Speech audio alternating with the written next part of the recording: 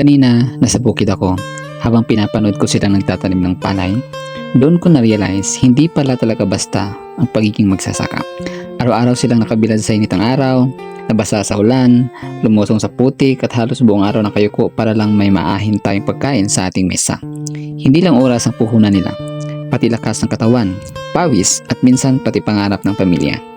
Pero ang masakit, kapag dumating ang anihan, yung palay na ilang buwan nilang inalagaan, binibili ng napakababang presyo. Ang hirap tanggapin na ang taong nagpapakain sa buong bansa, sila pa ang kadalasang kulang ang kinikita.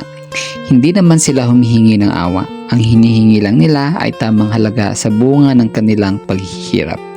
Kaya sa bawat subo ng kain, alalahanin natin na ang pawis ng mga magsasakang dahilan kung bakit may pagkain tayo ngayon.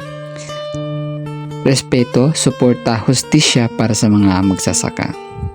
Ang dami ng suliranin ng ating bansa, kaya marami na ang nakakalimot sa ating mga mahal na magsasaka.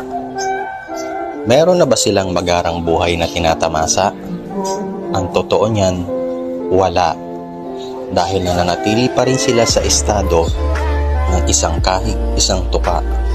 At marami sa atin ang hindi nakakakita ng kanilang ambag at sakripisyong ginagawa.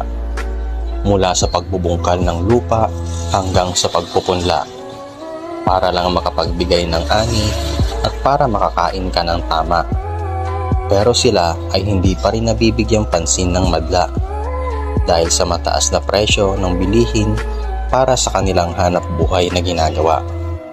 At ang masakit pa sa lahat ay bibilhin lang ang kanilang produkto sa halagang napakababa.